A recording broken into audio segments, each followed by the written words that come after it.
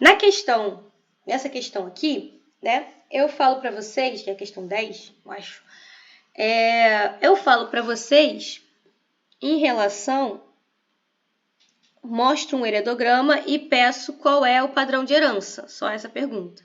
E aí, sempre que eu perguntar padrão de herança, pensa naquelas 4 possibilidades que a gente viu ali de heredogramas, que a gente falou aí hoje ainda, agora há pouco, sobre os heredogramas e os padrões de herança, tá?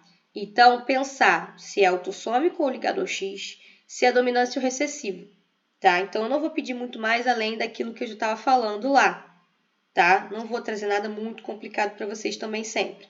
Então, esse caso aqui não é mais, não é diferente. Pode ser a partir do que a gente conversou mesmo. A gente conversou que quando a gente tem, né, indivíduos afetados do sexo biológico feminino e masculino em proporções iguais, estamos falando de uma característica autossômica. Então, aqui eu tenho 3 indivíduos de sexo biológico masculino afetados e 3 indivíduos de sexo biológico feminino afetados. A proporção é a mesma, tá? Afeta de forma igual. Então, a gente já coloca como sendo autossômico, tá? E depois a gente pode ver também em relação a ser recessivo e dominante, tá?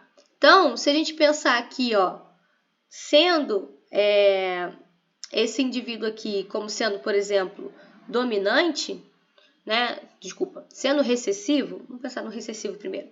O recessivo é muito comum a gente aparecer ali aqueles saltos de geração. Então, o indivíduo, para apresentar a característica, tem que ter duplamente o alelo recessivo. Para ter duplamente o alelo recessivo, ele pode ter pais que sejam normais e heterozigotos, por exemplo. Então, o salto de geração acontece bastante.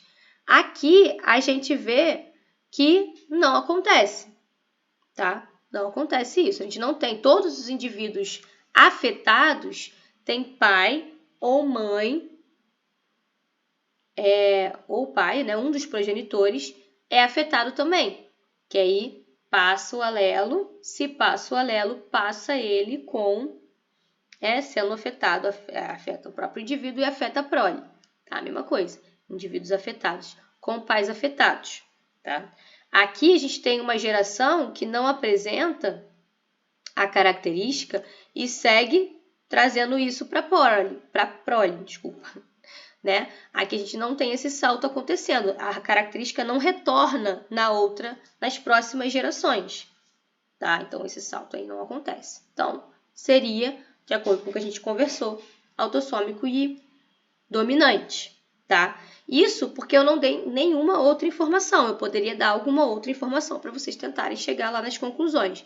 Mas, com essas informações de simplesmente o heredograma e pedir o padrão de herança, atentem aí nas características, tá? Que a gente conversou, para cada uma que a gente conversou ali na aula, reprisando aí os slides.